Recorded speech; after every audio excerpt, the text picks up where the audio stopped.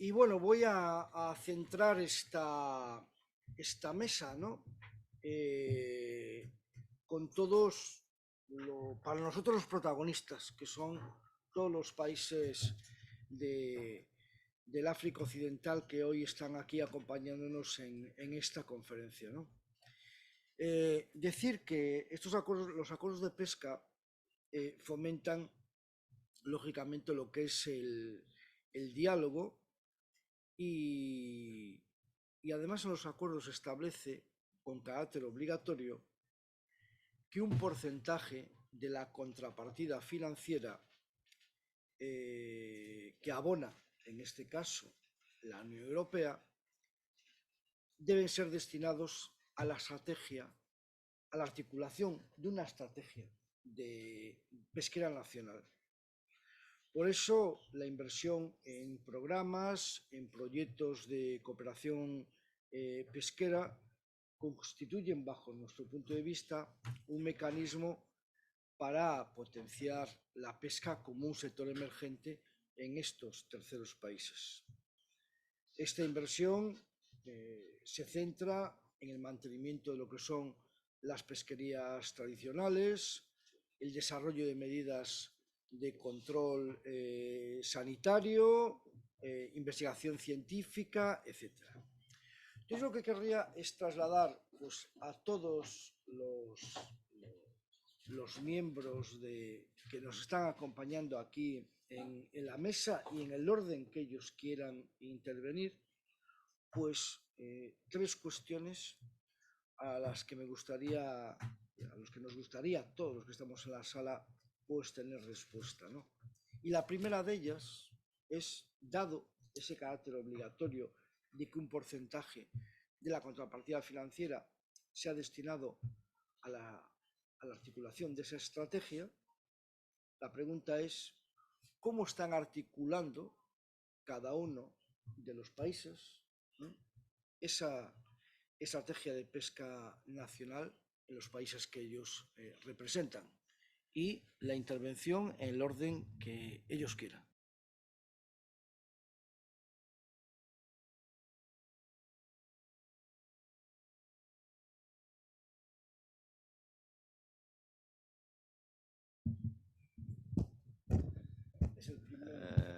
D'accord, merci, monsieur le modérateur de la séance. Merci, chers collègues présents. Une fois de plus, je remercie l'association pour la NACEF pour cette invitation. Je crois que je suis très, très content d'être parmi vous. Je pourrais dire au passage que de la dernière intervention, avant d'être au ministère des Pêches, j'étais secrétaire général du ministère des Affaires économiques. Donc, je suivais un peu globalement la coopération au niveau d'une manière un peu macro. C'est pour cela la dernière arrivée du président de la République de Mauritanie ici en Espagne, on avait très bien suivi ce qui a été fait du point de vue bilatéral et on a énuméré les projets sur lesquels l'Espagne en tant que pays et la Mauritanie en tant que pays coopéraient davantage dans les différents secteurs, y compris maintenant celui de la pêche. Alors maintenant, arrivé au niveau de la pêche il y a quelques mois, j'annonce que nous avons eu un nouveau ministre. Je ne sais pas si vous étiez au courant, parce que normalement, tous les opérateurs qui, dans un domaine, sachent et savent ce qui se fait dans les autres pays. Donc, il y a 2 semaines, on a eu un nouveau ministre qui est en charge de la pêche, tout en sachant que la politique globale du pays continue d'une manière normale. Alors, ici, ce que je veux dire très rapidement, c'est je ne peux pas être redondant parce que c'est en quelque sorte l'accord qui relie l'Union européenne avec la Mauritanie. Donc, c'est une manière un peu de la rappeler sous forme de diapo rapide. C'est quoi cet accord? Qu'est-ce que, depuis quand il a été créé? Où est-ce qu'on en est? Différents appuis, juste pour que vous ayez, comme vous venez de dire, où est-ce qu'on en est par rapport à ça.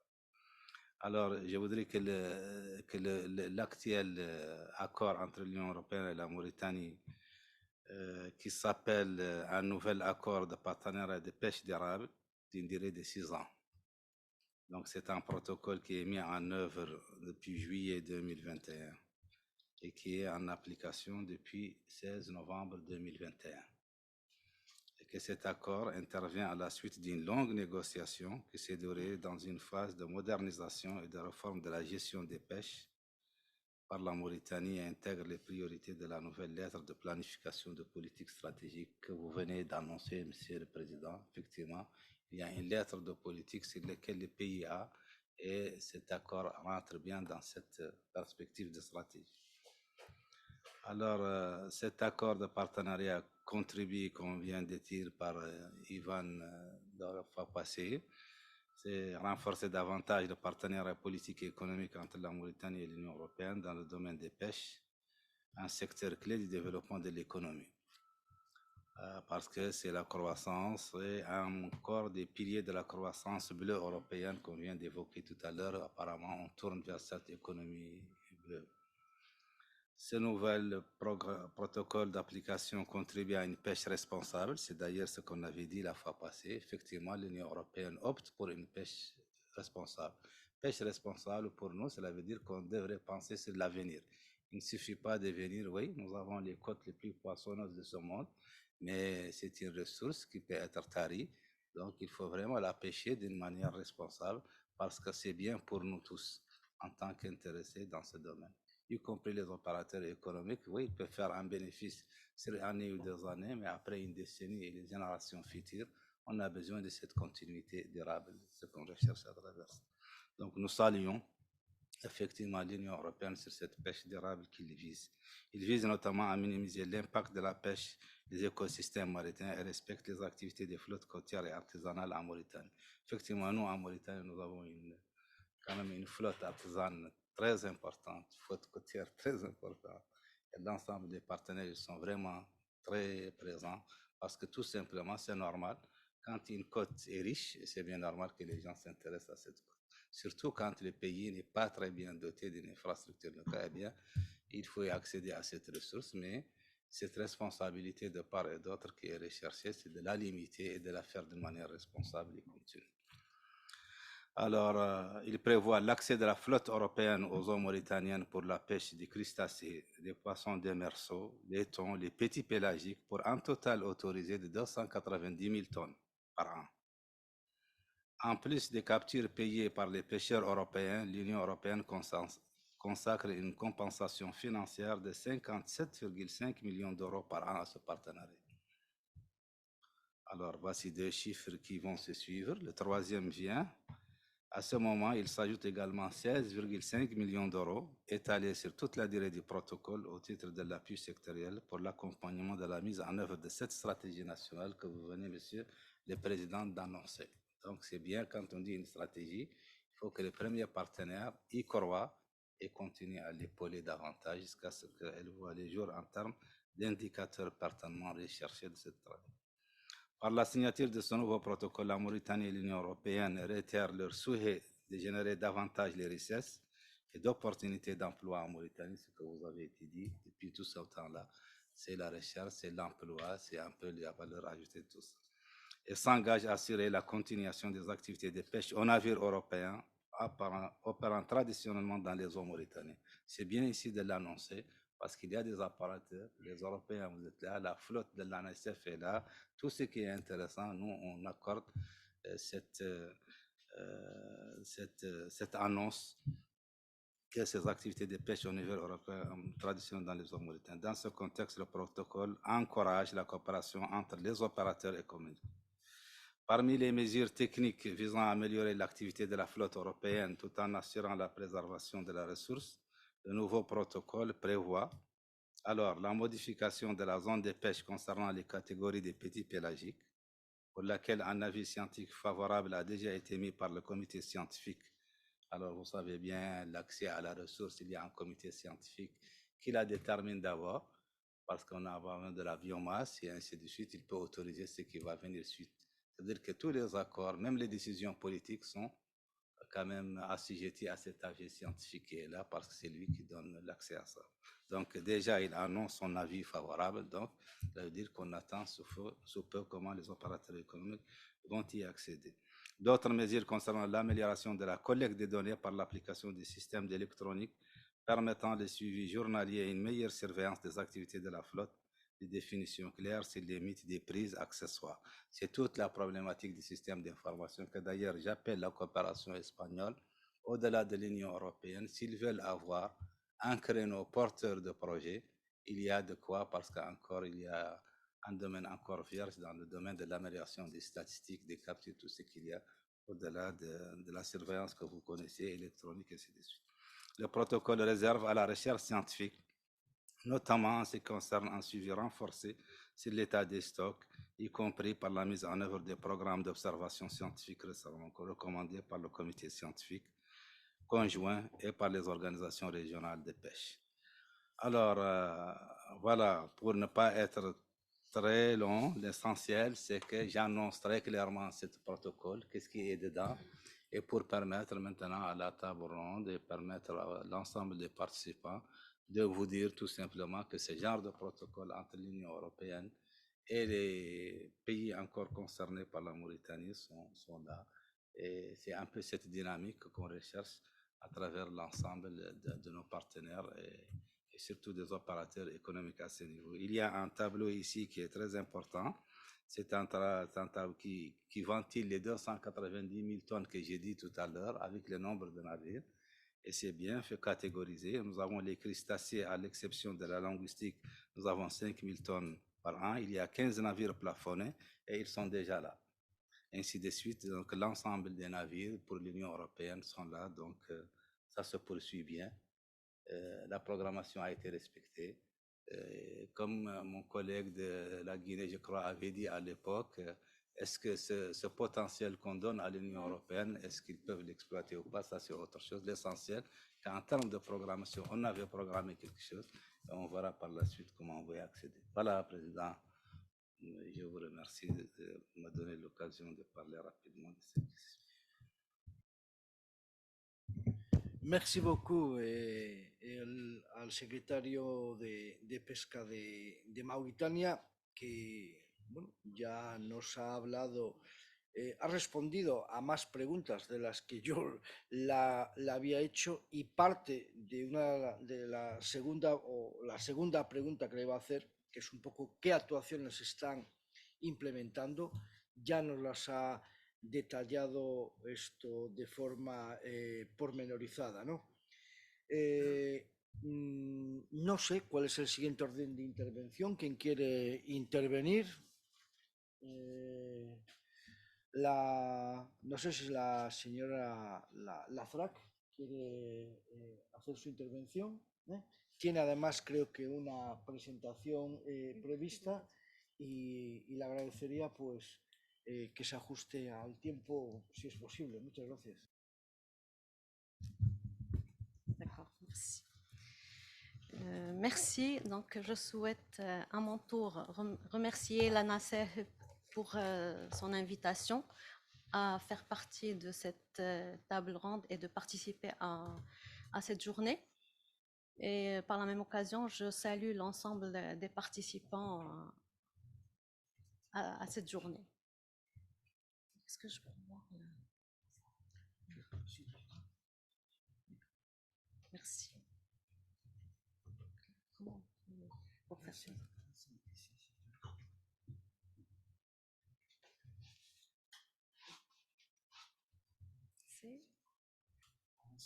C'est ça. D'accord, merci. Donc voilà, donc je vais essayer de passer rapidement, étant donné le temps très court. Donc je commencerai par donner un bref aperçu sur la relation du Maroc avec les autres pays de l'Afrique de l'Ouest en matière de coopération commerciale dans le secteur de la pêche. pour passer à la deuxième partie, pour présenter le secteur de la pêche marocaine et l'intégration économique des opérateurs de l'Union européenne dans ce secteur. Le long de la chaîne de valeur, je terminerai par donner quelques opportunités et perspectives qu'offre le secteur de la pêche au Maroc.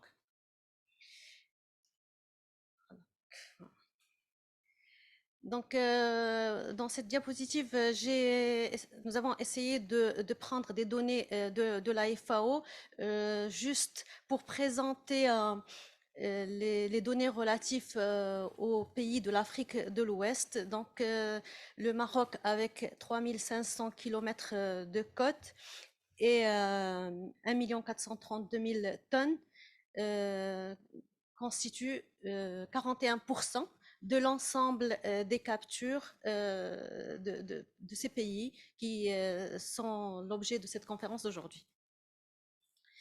Donc, avec ces pays frères, donc, il y a des cadres de coopération commerciale, que ce soit d'un côté par les accords commerciaux, notamment avec le Sénégal, la Mauritanie et la Guinée, et les autres pays de l'Afrique de l'Ouest bénéficient de l'initiative royale en faveur des pays les moins avancés et qui consiste en l'exonération totale des droits d'importation en faveur de certains produits originaires de ces pays. Donc, il y a un autre cadre de coopération avec les pays de l'Afrique de l'Ouest. Donc, c'est la COMAFAT, qui est la conférence ministérielle sur la coopération halieutique entre les pays, les États riverains, africains riverains de l'océan Atlantique. Donc, cette conférence regroupe 22 pays allant du Maroc jusqu'à la Namibie. Et donc, elle encourage la promotion d'une coopération en matière d'aménagement et de développement en vue de préservation de la ressource et une meilleure valorisation de cette ressource. Donc, en matière d'échanges commerciaux rapidement avec les pays de l'Afrique de l'Ouest, donc le Maroc exporte, il a exporté en 2022 plus de 30 000 tonnes pour une valeur de 63 millions d'euros, ce qui représente 11% du volume total exporté vers l'Afrique et 3% des exportations totales du Maroc. Et donc les exportations, c'est-à-dire en premier lieu dans ce groupe, vont vers la Mauritanie. Donc, en ce qui concerne les importations, le Maroc a exporté en 2022 7 659 tonnes pour une valeur de 22 millions d'euros. Donc, notre premier pays fournisseur étant le Sénégal, et les importations concernent en premier lieu le thon et la conserve de thon. Donc, je passe maintenant à la deuxième partie qui est le secteur de la pêche marocaine et l'intégration économique des opérateurs au niveau de toute la chaîne de valeur. Donc, je commencerai par la pêche. Donc, le Maroc a produit en 2022 1 564 000 tonnes pour une valeur de 1 milliard 200 millions d'euros. Donc, la production est composée essentiellement de sardines, 64%, suivi du maquereau, 17%, et du poulpe, 3%. Donc, les petits pélagiques représentent 80% du volume pour 26% de la valeur. Les céphalopodes, 6% du volume pour 49% de valeur.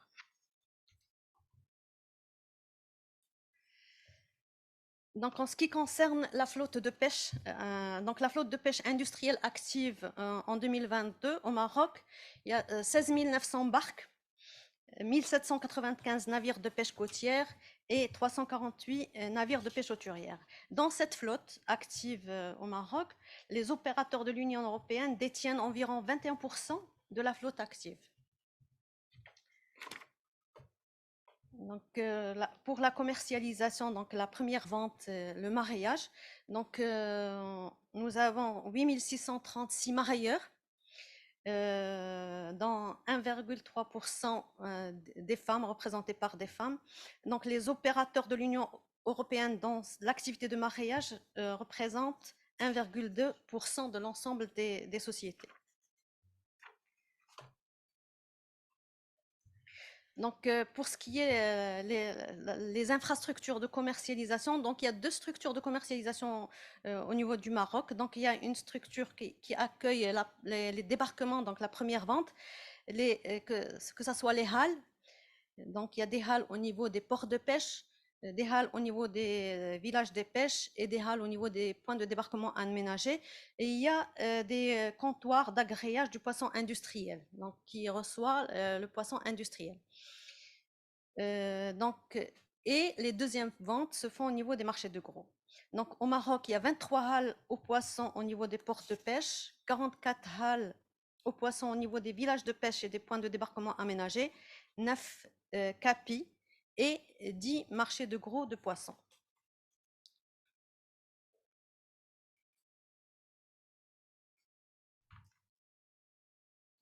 Voilà. Donc, pour ce qui est de l'industrie de valorisation des produits de la pêche, donc 497 unités de valorisation actives en 2022, jusqu'à fin 2022. Donc, quand vous voyez 198 unités, la majorité, ce sont des unités de congélation. Moi, je parle des unités à terre. Puis 63 unités de conserve, 42 qui font le conditionnement du poisson frais et 42 qui font de la semi-conserve d'anchois. Donc la production de ces unités, essentiellement, c'est les céphalopodes congelés, la conserve de sardines et le poisson congelé. Donc le nombre d'unités de valorisation détenues par les opérateurs de l'Union européenne représente 14%. Il est à noter que les marques de distribution de l'Union européenne représentent plus de 60% de la production marocaine, notamment de conserves et semi-conserves.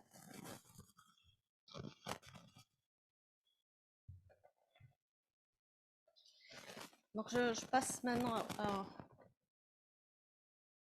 aux exportations. Donc les exportations du Maroc en 2022 ont atteint 916 000 tonnes pour une valeur de 2,687 milliards d'euros. Donc les exportations vers l'Union européenne, vous voyez qu'ils constituent 58% du total des exportations du Maroc et 16% sont destinés vers l'Afrique. Donc, il y a les céphalopodes congelés représentent 10% du volume exporté pour 31% de la valeur. Donc, la conserve de sardines à elle représente 15% du volume pour 18% de la valeur.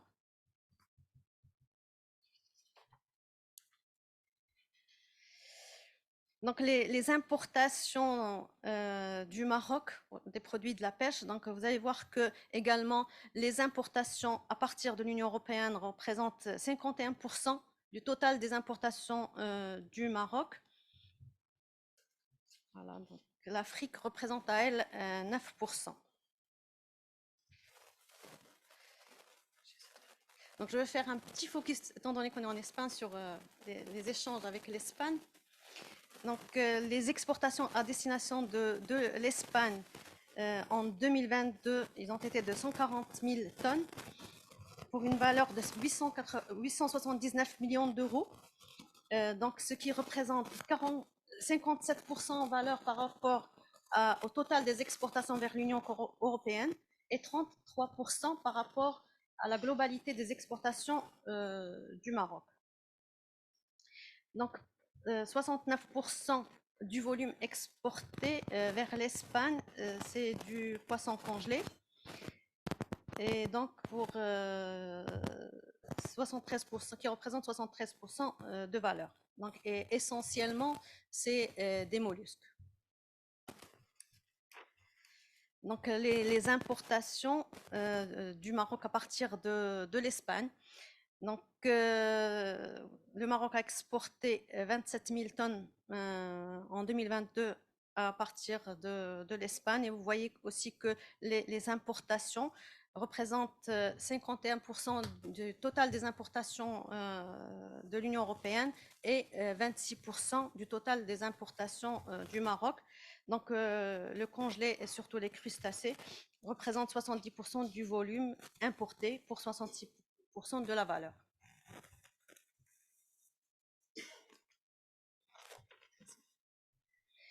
Donc, à part, outre ce partenariat, moi je dirais structurel, dans le long de la chaîne de valeur des produits de la pêche, il y a un partenariat économique qui lie le Maroc avec l'Union européenne à travers plusieurs instruments, notamment donc, cette coopération est très diversifiée et fructueuse. Donc, elle concerne notamment la pêche, le commerce et le technique. Donc, je commencerai à n'en citer qu'à l'accord de partenariat dans le domaine de la pêche durable entre le Royaume du Maroc et l'Union européenne. Donc, cet accord constitue la base de la coopération halieutique entre le Maroc et l'Union européenne. Donc, au-delà de l'accès à la ressource et l'appui sectoriel, il y a un large, c'est-à-dire coopération, c'est-à-dire il y a plusieurs volets, un large volet de coopération, notamment en matière de recherche scientifique, de lutte contre la pêche INN, sur le plan technique, sur le plan de gestion durable de la ressource. Donc, il comporte plusieurs aspects. Donc, il y a un autre accord qui est l'accord d'association entre l'Union européenne et le Maroc, qui est relatif aux mesures de libéralisation réciproque en matière de produits agricoles transformés, de poissons et de produits de la pêche, donc, et qui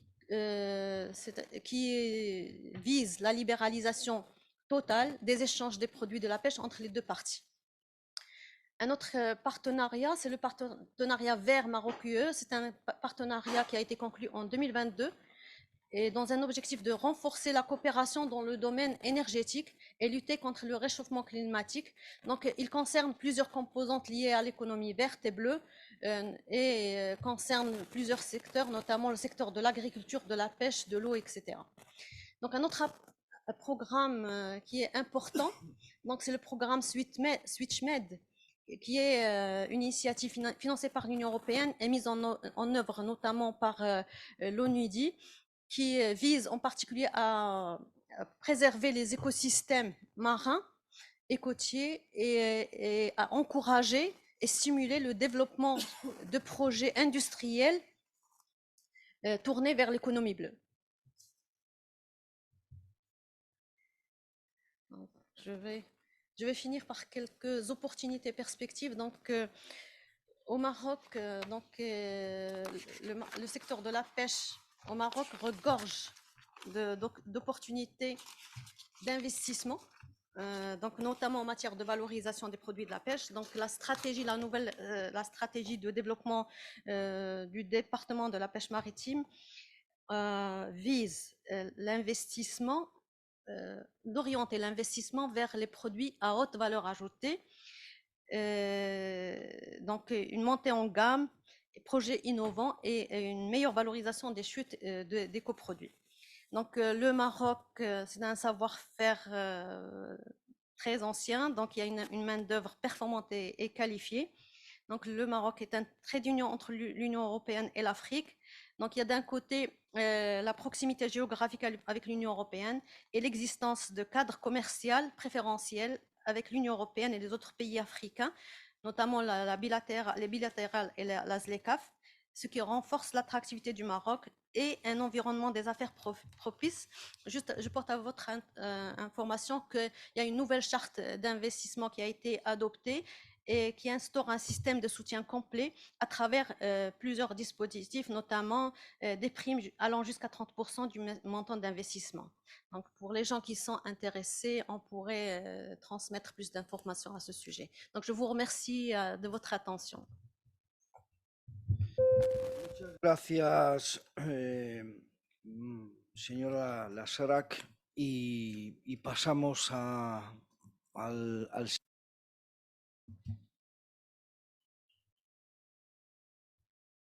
¿Quién va a intervenir? República de Guinea, le Sénégal, Madame Diarra, d'accord.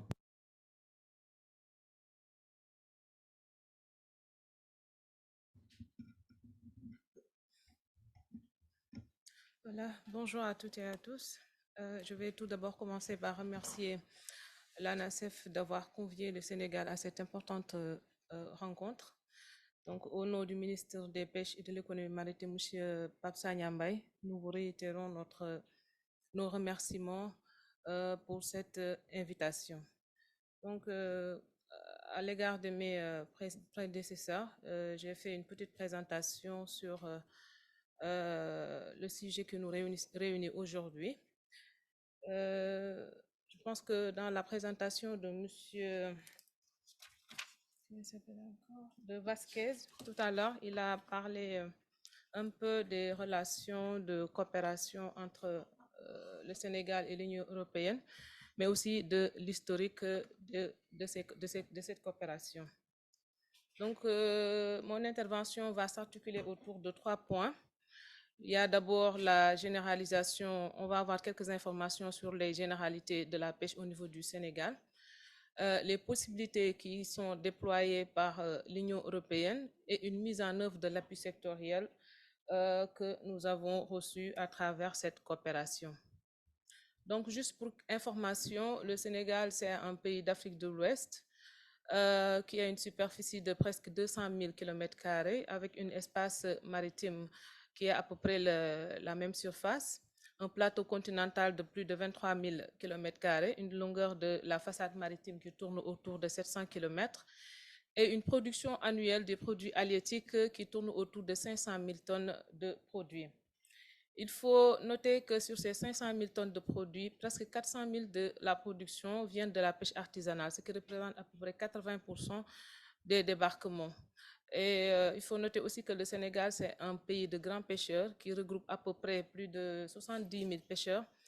Et la flotte artisanale représente à peu près 15 000 pirogues par rapport à la pêche industrielle qui est représentée à presque 200 navires de pêche. Donc, en termes de généralité, la pêche occupe une place très importante, surtout dans la création d'emplois, parce qu'en général, elle tourne autour de 6 000 emplois générés par cette activité. C'est aussi une activité qui contribue à hauteur de 3,2% du PIB national et 12% du PIB du secteur primaire. Elle joue aussi un rôle très important dans l'apport nutritionnel d'origine, surtout de protéines d'origine animale, à hauteur de 70%. Et la population sénégalaise est une population qui consomme énormément de poissons et la quantité consommée par habitant est par un tour autour de 29 kg de produits. Donc, c'est un secteur qui est géré par le ministère des Pêches et de l'Économie maritime et l'objectif global est de faire la gestion du secteur et de contribuer au renforcement de la sécurité alimentaire, à la croissance économique et au développement local. Donc, juste un petit rappel des accords qui lient le Sénégal et l'Union européenne. Pour rappel, les premiers accords ont été signés vers les années 80 entre le Sénégal, à l'époque c'était le Sénégal et la Guinée. Et ensuite, cette coopération s'est étendue dans les autres pays de la sous-région. Donc, l'économie générale de ces accords se fonde sur 2 principes. Il y a l'octroi d'autorisation aux entreprises de pêche de l'Union européenne d'opérer dans la zone économique sénégalaise, mais aussi le paiement en contrepartie de compensation financière qui dépend du tonnage réalisé par la communauté européenne dans notre zone économique. Pour l'accord actuel, donc l'accord est signé depuis le novembre 2019, donc qui dure 5 ans, qui doit durer 5 ans, donc entre 2019 et 2024. Et cet accord offre à l'Union européenne des possibilités suivantes. Il y a 28 flottes de pêche thoniers, seineurs, congélateurs qui peuvent opérer dans nos eaux, 10 thoniers canards, 5 palangriers et 2 chalutiers de pêche démersale profonde. Et la contrepartie financière tourne autour de 15 millions d'euros qui est répartie comme suit. Il y a d'abord la contrepartie financière qui est composée de 800 000 euros qui représente les droits d'accès, et 900 000 euros qui est un appui pour la mise en œuvre des politiques sectorielles du pays. Nous avons juste, ici vous avez juste un tableau qui résume un peu le nombre de flottes de l'Union européenne qui est autorisée à opérer dans nos eaux. Bien vrai qu'il y a presque une quarantaine de navires ou bien une cinquantaine de navires qui peuvent venir faire leurs activités dans nos eaux, mais chaque année, il y a un certain nombre qui viennent demander l'autorisation, et cette autorisation leur est accordée par le pays pour faire leurs activités dans nos ZE. Donc, vous pouvez voir une évolution du nombre de navires opérant dans nos eaux entre 2020 et 2023. Donc, les espèces qui sont ciblées au niveau de l'accord.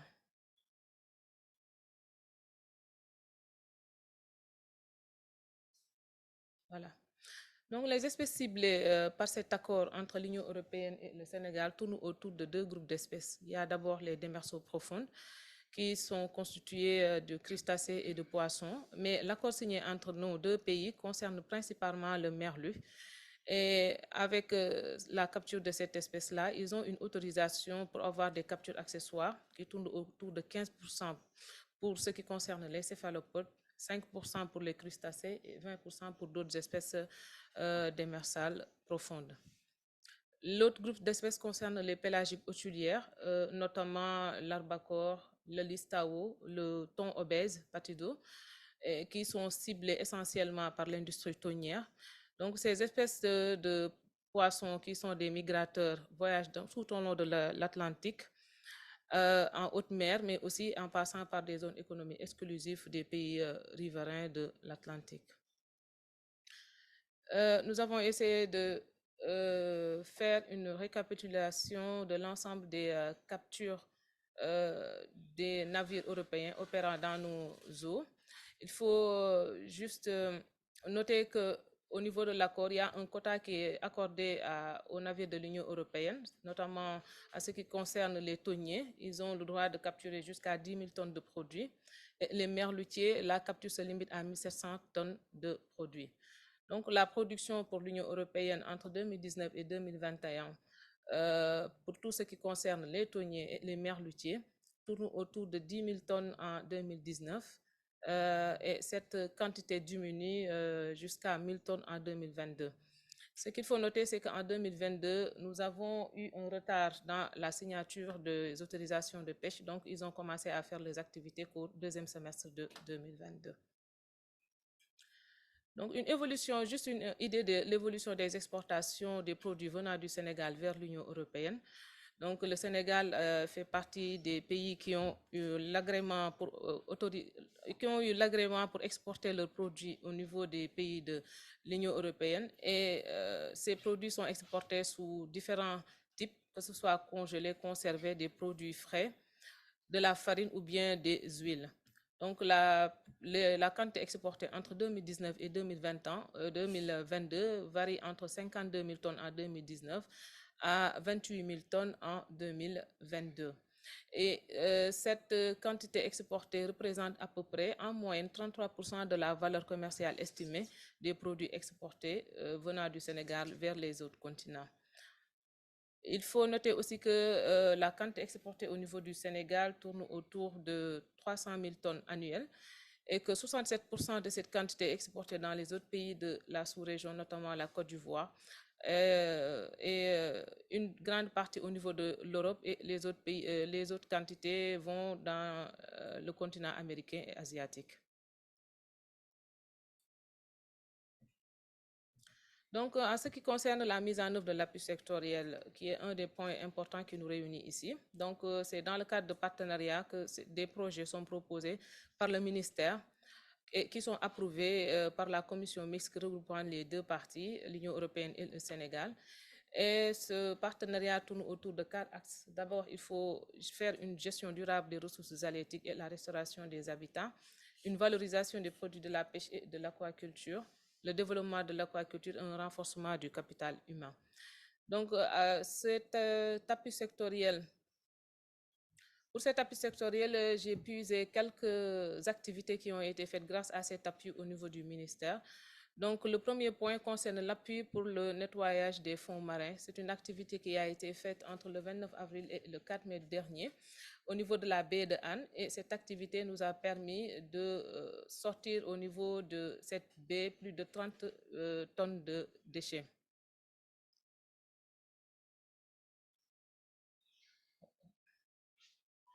Voilà, donc un autre point important qui a été fait comme activité grâce à cet appui, c'est l'amélioration de la gestion de la pêche tonnière et de la pêche merlutière. Pour ces deux-là, il y a deux projets qui ont été développés. Et à partir de ces deux projets, que ce soit le projet d'amélioration de la gestion du merlu ou bien le projet de gestion du thon, donc, il y a beaucoup d'activités qui ont été faites, notamment la mise en place d'un journal de pêche électronique à bord des thoniers et des poissonniers profonds, ce qui nous permet maintenant d'avoir des informations satellitaires. Donc, on fait la collecte de données à partir une collecte satellitaire qui nous permet d'avoir des informations à temps, surtout sur les statistiques de pêche et les activités de pêche dans nos eaux.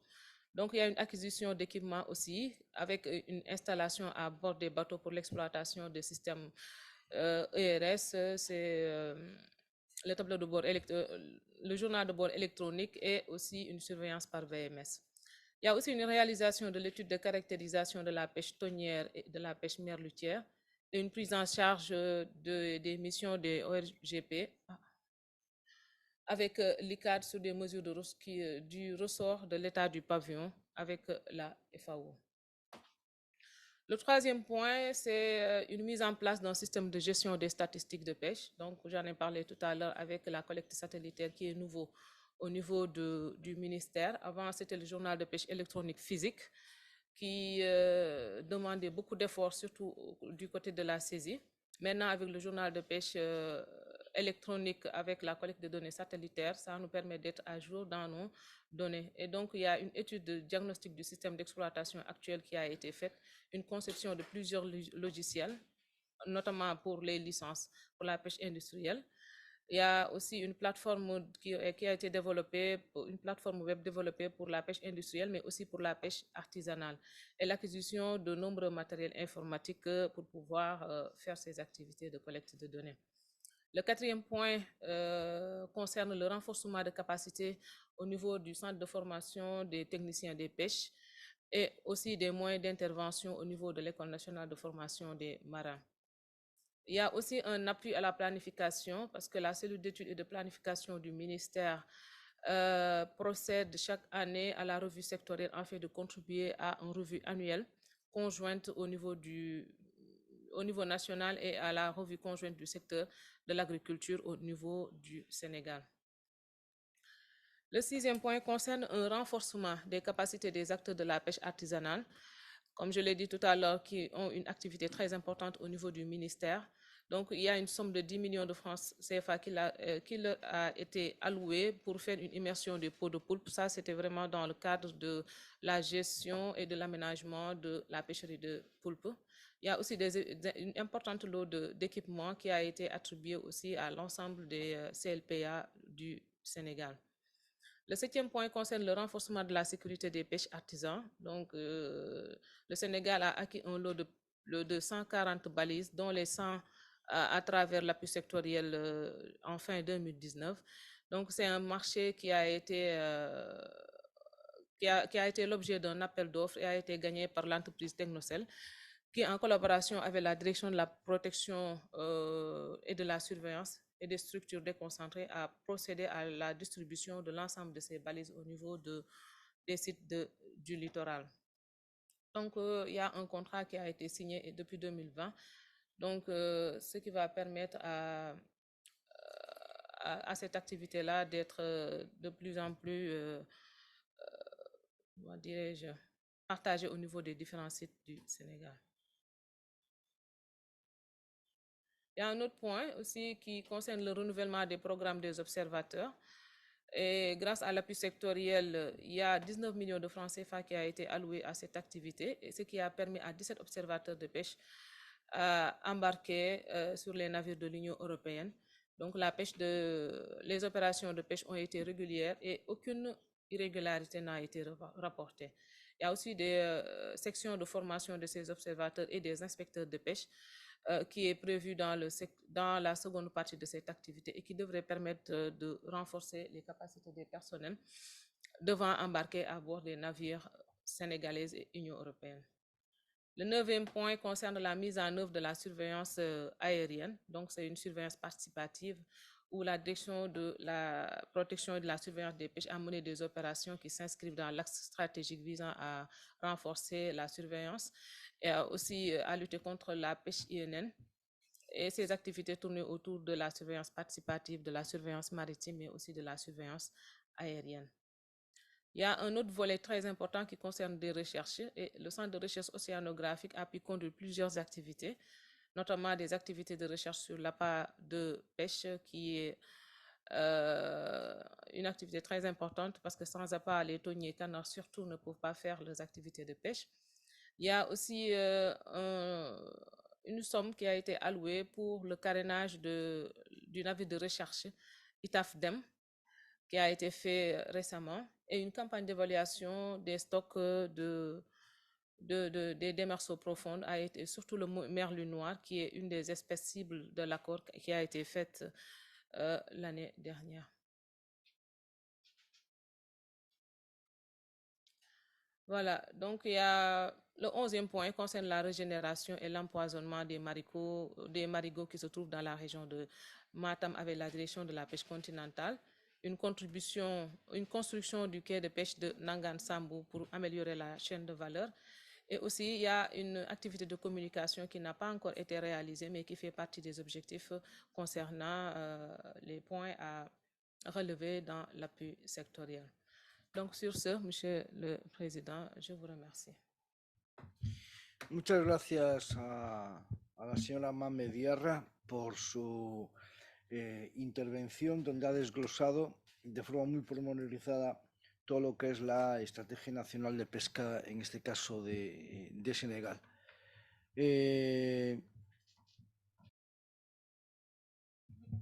Tu commences?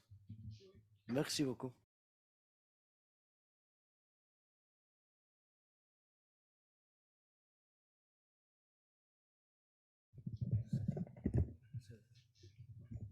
Je disais bonjour à tous. Merci, Monsieur le Président.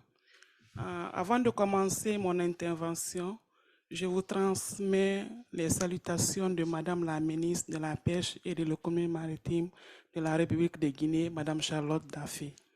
Elle me charge de vous remercier pour l'intérêt que vous accordez à la participation de la Guinée à cette rencontre toutes les années.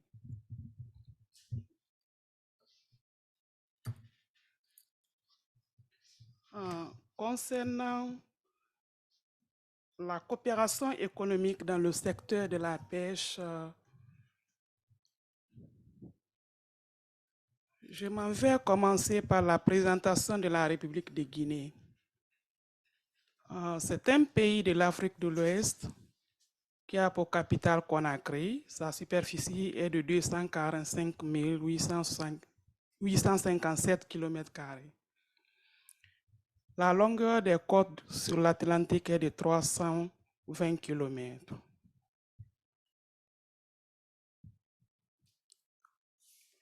La population de la Guinée en 2014 était estimée à 10 523 361 habitants.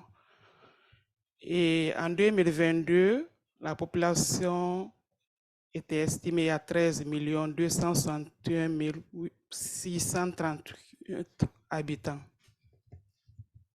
Le produit intérieur brut en 2019 est de 114 104 milliards de francs guinéens.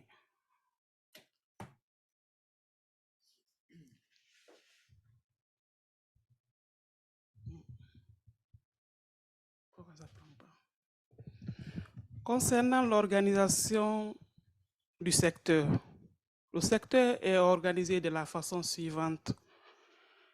Il y a le ministère de la Pêche et de l'économie maritime qui est structuré comme suit. Il y a le ministre, le secrétaire général, le cabinet, les services d'appui, les services rattachés, les directions nationales, les organismes publics autonomes, les programmes et projets publics et les services déconcentrés. À cette structure se trouvent des organismes d'appui consultatifs. Il y a des organisations de la société civile qui sont structurées comme suit. Il y a la Confédération des pêcheurs qu'on appelle CONAPEG. Il y a les fédérations, principalement pour la pêche artisanale. Il y a les organisations socio-professionnelles, les groupements d'intérêt socio-économique, les ONG soucieuses du devenir du secteur de la pêche.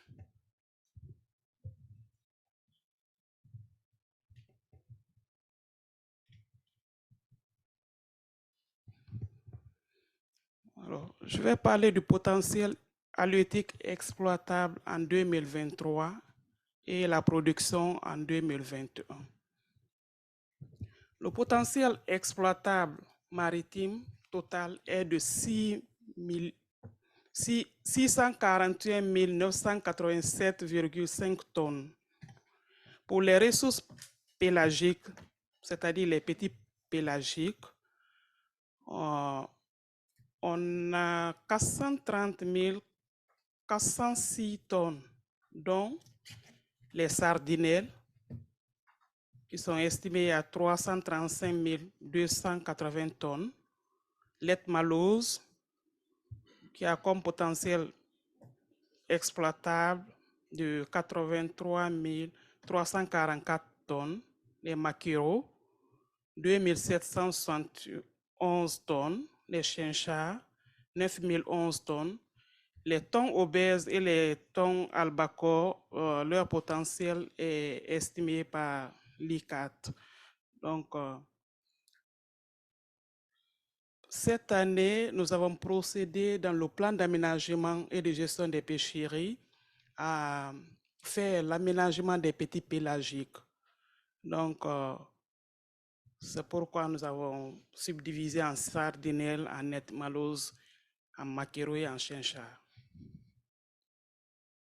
Pour les ressources démersales, toutes espèces confondues, le potentiel estimé est de 248 925,5 tonnes, dont pour les poissons démersaux proprement dit, 190 872,50 tonnes, les céphalopodes, 33 383,20 tonnes, les gastéropodes, 1814,80 tonnes, les crevettes hauturières et les crevettes côtières. Souvent à ce niveau, nous avons des problèmes parce que le potentiel de ces crevettes n'est jamais exploité comme nous le programmons.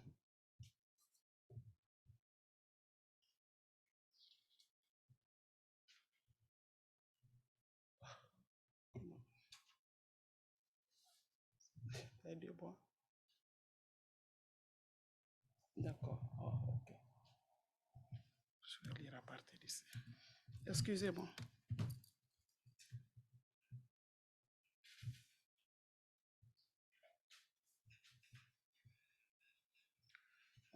Je disais à cela, lorsque nous prenons la flottille nationale en 2022, pour la pêche industrielle, on avait 15 flottilles, dont 5 poissonniers pélagiques et un tonnier. Nous n'avons qu'un seul tonnier avec un pavillon guinéen pour le moment. Et pour la pêche semi-industrielle, nous avons 90 flottilles, dont 54 pélagiques. Pour la pêche artisanale, nous avons 7 624 flottilles, dont 5 661 motorisées et plaquées. La consommation par capita est estimée à 13,56 km par habitat et par an. Et donc, ces graphiques démontrent l'évolution de la production de toutes les pêcheries maritimes et piscicoles. Au niveau des flottilles étrangères et nationales en 2021, le nombre de navires de pêche industrielle va de 97 et ça décroît jusqu'au niveau de 68. Donc ça, c'était à ce niveau.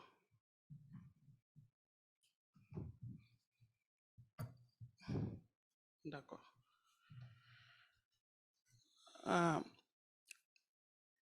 Le prochain point, c'est par rapport au surplus de ressources halieutiques inexploitées par les navires guinéens de pêche industrielle. Nous avons des potentiels exploitables, mais qui ne sont pas totalement exploités.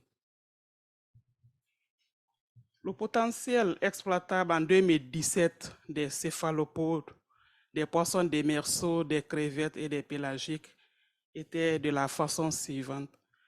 11 515 tonnes pour les céphalopodes, 120 438 tonnes pour les poissons démersaux, 3 152 tonnes pour les crevettes et 150 000 pour les poissons pélagiques.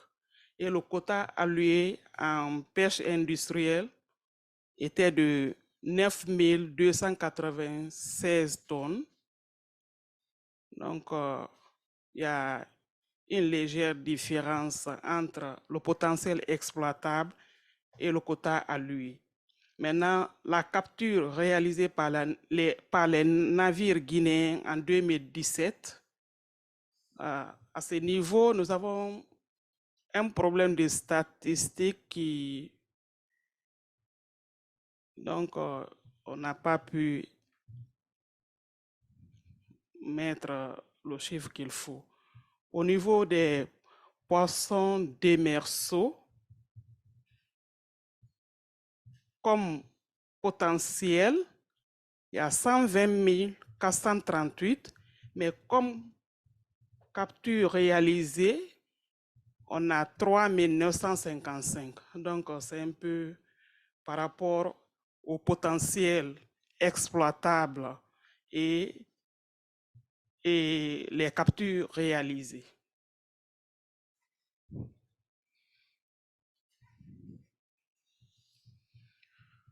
Je m'en vais vous faire les états des lieux des accords de pêche en Afrique de l'Ouest en général. Les accords de pêche créent un environnement propice et une possibilité d'accord. Non. La République de Guinée est un État partie de la COMAFAT. Tout à l'heure, la représentante du Maroc a expliqué un peu ce que c'est que la COMAFAT. Et elle fait partie de la CEDEAO et de la Commission sous-régionale des pêches.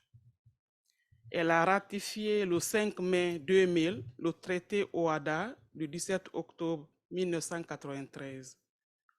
L'APIP, qui est l'agence de promotion des investissements privés, est dynamisée pour apporter un appui aux jeunes entreprises. En 2020 et 2021, 107 et 123 navires de pêche industrielle ont évolué dans la ZEE guinéenne. 23 navires de pêche industrielle sur 107 enregistrés en 2020 battent pavillon des États membres de l'Union européenne. Et souvent, les navires de l'Union européenne interviennent dans le cadre de la pêche thonière. Donc, cela est réparti comme suit: 19 thoniers et 4 crevettiers. Souvent, c'est avec des licences libres, ce n'est pas avec des accords de pêche. Les possibilités de capture nationale sont très faibles par rapport au potentiel exploitable. En 2022, il existait un surplus de quotas estimé à 120 507,20 tonnes, pouvant faire l'objet d'accords de pêche composés comme suit. Les céphalopodes, 7 244,62 tonnes. Et actuellement, on n'a pas assez de navires qui s'intéressent à la pêche aux céphalopodes. Et donc, le potentiel est là, mais la capture réalisée est minime par rapport au potentiel. Pour les crevettes autorières, il y avait 4 419,71 tonnes. Pour les thons obèses, souvent, notre potentiel exploitable n'est pas épuisé par rapport à la pêche thonière. Pour les poissons des berceaux, on avait 21 889,24 tonnes. Je n'ai pas mis.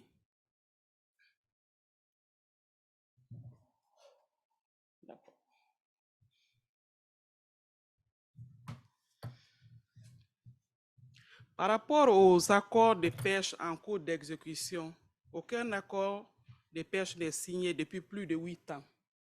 L'accord de pêche qui existait avec l'Union européenne est en renégociation afin que nous puissions avoir un accord avec l'Union européenne. L'accord de pêche, donc en cours de négociation, il y a l'accord avec l'Union européenne. On a aussi un accord avec le Sénégal qui est en cours de négociation. Et un autre accord dans le cadre de la pêche continentale avec le Mali.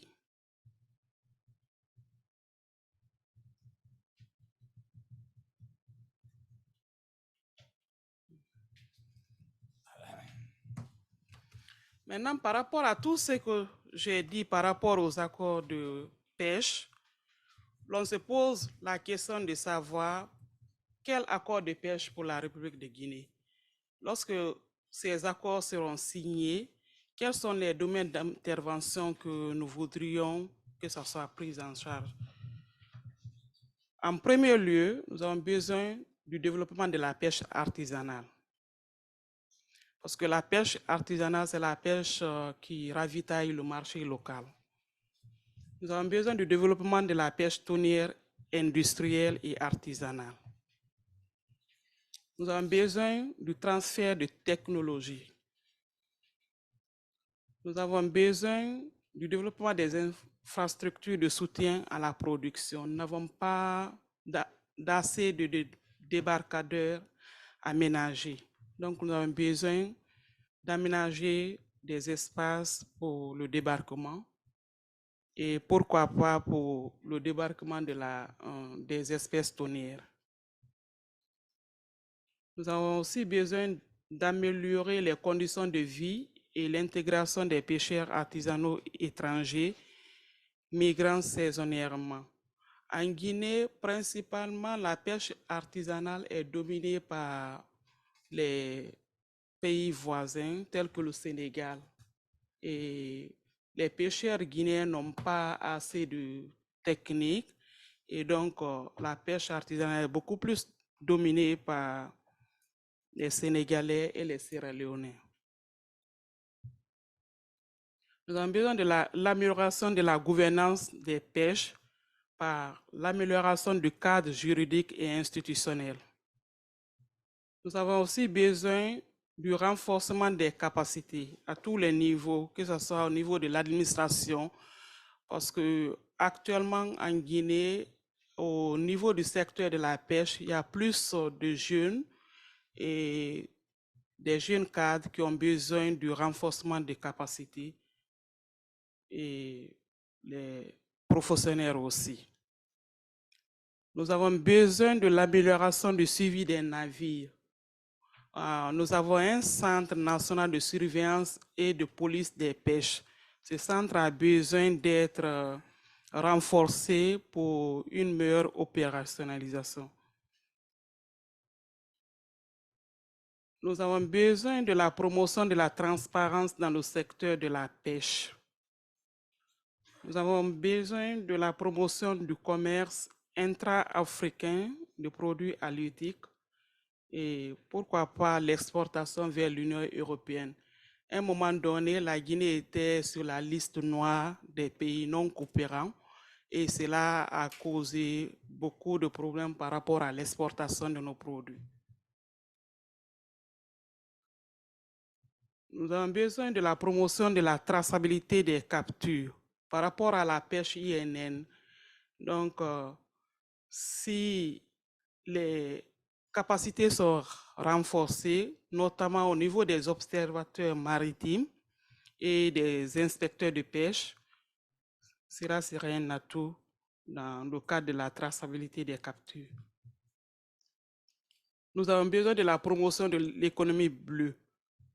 Actuellement, le ministère de la Pêche pilote ce projet de promotion de l'économie bleue. Donc, ça serait un atout que le ministère soit appuyé dans ce sens. Nous avons besoin de la promotion de la conservation de la biodiversité et de la durabilité de la ressource. Donc, arrivé là, je vous remercie pour votre aimable attention. Merci, Monsieur le Président.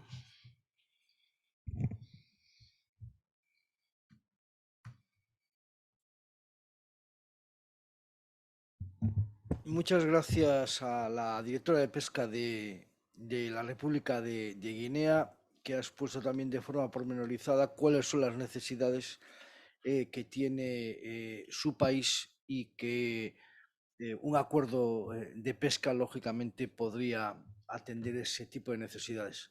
Vamos fatalmente de tiempo, llevamos 1 hora de retraso.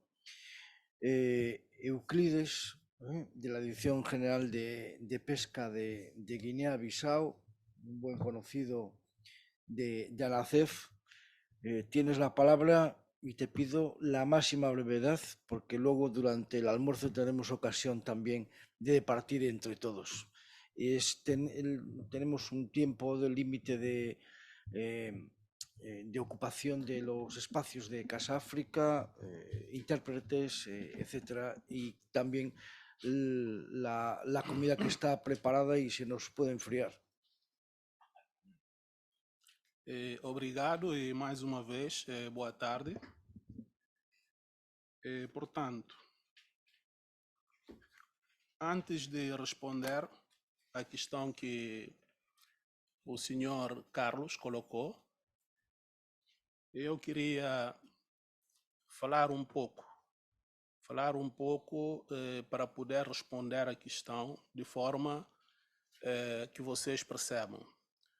Mas, no entanto, eu não vou roubar muito tempo, porque o meu conterrâneo Henrique fez uma apresentação em relação à Guiné-Bissau. É para dizer que o governo da Guiné-Bissau, preocupado com a economia do país, portanto, decidiu, no protocolo de acordo de pesca 2012-2016, decidiu, através do artigo 10º, integrar os armadores da União Europeia na economia nacional. Durante esse período de vigência desse protocolo de acordo de pesca, não foi possível a integração dos operadores econômicos da União Europeia na economia nacional. Já no atual protocolo de acordo de pesca, o país conseguiu isto. O país conseguiu isto através, essa integração através da empresa Bissau Pesca e Serviço, do Henrique Silva, que fez a apresentação, e mais integração de armadores italianos através da empresa Italfish Bissau. E mesmo assim, integrando esses armadores espanhol e armador italiano, o objetivo até então não foi ainda almejado. Isto por quê? Porque integrando esses armadores na economia, o governo está preocupado com atividade de navios desses armadores para descarregar a sua captura na Guiné-Bissau, exportar parte da captura parte da sua captura através do Porto Nacional. Bom, isto não foi possível porque o país não tem porto de pesca industrial. Utiliza porto de pesca comercial e muitas vezes os navios não conseguem até atracar, espaço para atracar e realizar a descarga. E esses navios utilizam porto vizinho, porto de Senegal para exportação. Então isto faz com que o país perde em termos de receita. Portanto, o país está determinado não só em construir um porto de pesca nacional, mas também certificar o produto que vem para o mercado da União Europeia. Então estamos a trabalhar nisto. Portanto, de momento, para responder à pergunta, no entanto, colocada aqui, é só para dizer que a estratégia da pesca na zona econômica exclusiva da Guiné-Bissau, a nossa estratégia é reduzir esforço de pesca. Reduzir esforço de pesca na ZE de forma a manter perenidade dos recursos. Quando eu digo reduzir esforço de pesca na ZE, não significa reduzir número de navios, mas sim reduzir a permanência dos navios nas nossas águas. Isto por quê? Porque os navios que operam no quadro protocolo de acordo de pesca com a União Europeia, como tinha dito, exportam os seus produtos a partir do porto de pesca de Dakar. Isto faz com que os navios pescam, saem até porto de pesca de Dakar para fazer desembarque. Então, isto quer dizer que já reduz a sua permanência na ZE da Guiné-Bissau. Diferentemente dos navios que operam no âmbito do acordo com China. Esses navios pescam 11 meses ao ano. Quer dizer, não saem para fazer desembarque no porto de pesca de Senegal. Mas sim faz transbordo pescado. Ou seja, isto pescam 11 meses ao ano. Digo 11 meses por quê? Porque no mês de janeiro nós temos fecho do mar por causa do período de repouso biológico. Então, se acabarmos com transbordo de pescado a esses navios, porque eles fazem transbordo de pescado nas águas do Porto de Bissau. A fazer isto, faz com que o navio permaneça todo o tempo nas nossas águas.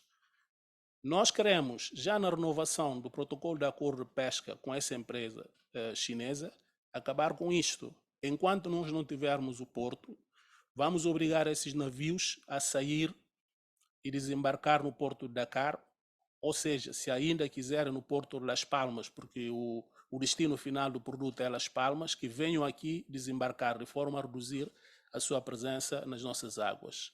São os únicos navios que não saem, ou seja, pescam 11 meses ao ano. Então, é isto que eu tenho a responder relativamente à questão colocada. Obrigado. Pues me alegro mucho que el país que representas pues adopte iniciativas como esta.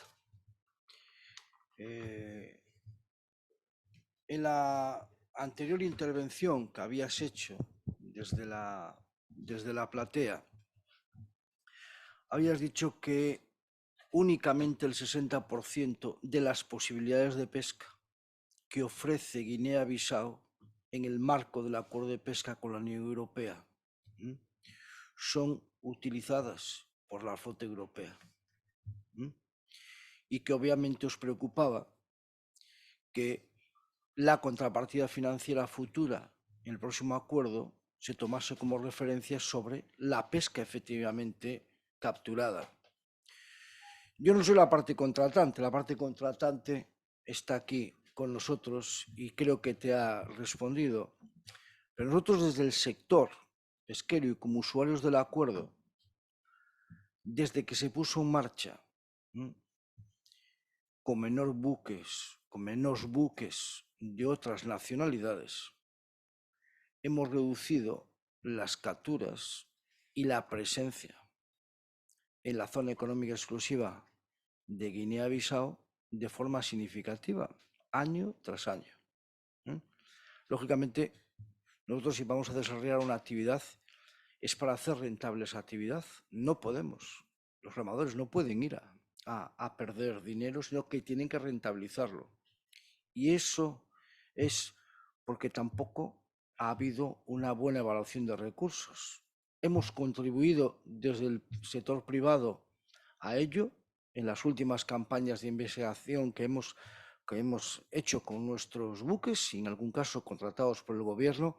Esperemos que este año, con la participación de España y un gran buque de investigación, se pueda medir exactamente cuál es el surplus que pueda ofrecer en este caso Guinea-Bissau. Lo mismo se lo digo a la República de Guinea. La directora nos ha presentado cuáles son los elementos, es lo que podría ofrecer sobre la base de sus excedentes a la Unión Europea. Yo creo que la parte de la Unión Europea ya este tema lo estará valorando de forma significativa y tendrá también información al respecto, pero los usuarios de los acuerdos lo que queremos es acceder a recursos reales y que estén bien evaluados. En cuanto a la participación de Mauritania en esta mesa, al señor secretario general, pues que nos ha también explicado de forma pormenorizada cómo está contribuyendo el acuerdo al desarrollo de su estrategia nacional. Ya espero que también a nivel bilateral podamos hablar también con su administración para mejorar pues, algunas condiciones de acceso actuales de la flota. Son pequeños detalles, pero que también ayudarían tanto a la flota usuaria del acuerdo como al propio país, porque la Unión Europea ya ha planteado que si no se utilizan las posibilidades de pesca que están disponibles, puede haber una corrección de la contrapartida financiera. Nosotros no queremos en ningún caso hacer ninguna actividad que pueda interaccionar con la flota nacional. Lo hemos respetado siempre. Pero si tenemos posibilidades de pesca contempladas en la ficha técnica, por las que la Unión Europea paga, lógicamente, pues tenemos el derecho legítimo a también poder capturarlas. Hemos planteado una campaña experimental que esperamos que tenga el visto bueno de la administración mauritana. Ya se ha visto en la última comisión mixta. La propia representante de la Secretaría de Pesca de España ha dicho que en el plan de producción del año 2023 está contemplada la realización de esa campaña. Marruecos, son muy importantes las cifras que nos ha presentado. Tiene un mercado dependiente muy grande, que es el mercado de la Unión Europea. El 60% prácticamente, creo que es el 57% de las exportaciones en valor de Marruecos han ido, casi 60% es la Unión Europea. Esta mañana en la intervención de Kamal se habló y de Juan Freire de un 80%, pues posiblemente el 80% será alguna especie y en otras quizá menos, pero estamos hablando de un volumen muy significativo. Y por último, a Senegal, muchas gracias a la señora Diarra por estar aquí con nosotros. También hemos tenido algunos momentos convulsos con Senegal y aquí tenemos que decirlo. No creo que lo mejor es hablar la realidad de las cosas y con total transparencia. Hemos visto también que ha habido una reducción de las capturas en aguas de Senegal, de todas las flotas, ya sea las flotas cañeras, los problemas que han tenido al no poder hacer el cebo vivo, que es fundamental para ellos, los problemas que ha tenido la flota tunera y los problemas que hemos tenido también la flota demersal, de alguno de nuestros barcos que ha estado pescando allí. Lo que no parece coherente es que se tarde meses en expedir una licencia de pesca y mientras tanto el buque tenga que estar pues, amarrado al muelle pesquero. Lo hemos suscitado para que por parte de nuestra administración se traslade a la Unión Europea en el marco de las comisiones mixtas y aquí esto, como ha dicho muchas veces un antiguo secretario de Pesca de Mauritania con el que tuve una relación, las relaciones entre ambas partes deben ser gañán-gañán. O sea, todas las partes, esto nunca puede haber algo que sea desequilibrado. Los acuerdos están ahí para nosotros como sector.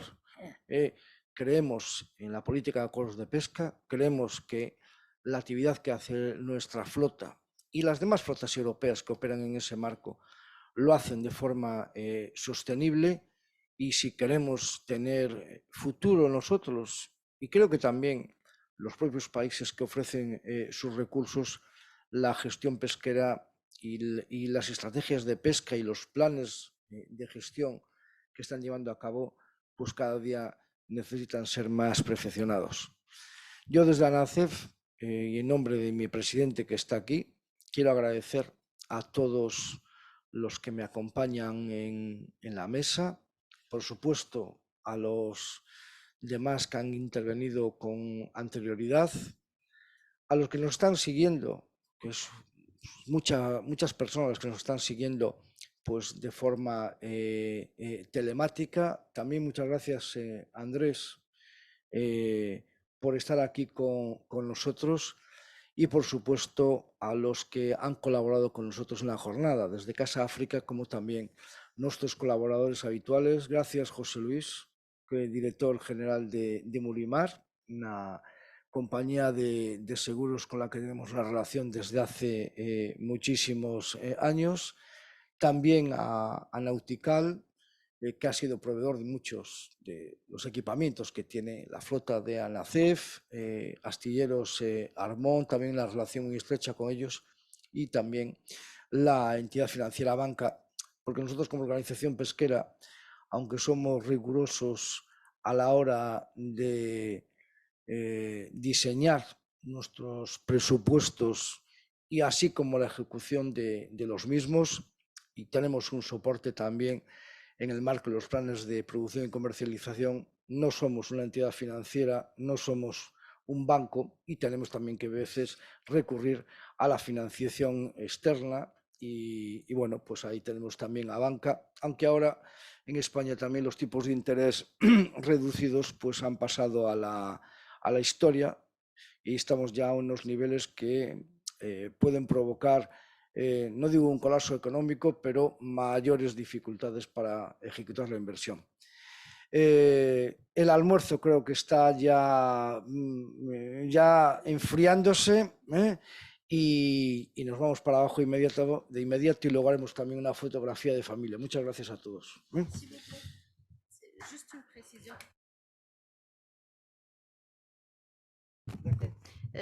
Juste une précision, parce que M. Kamel, lorsque ce matin parlait de 80% des exportations, c'est pour les sociétés mixtes. Alors moi, je parlais de la globalité des exportations. Merci. Bien compris. D'accord.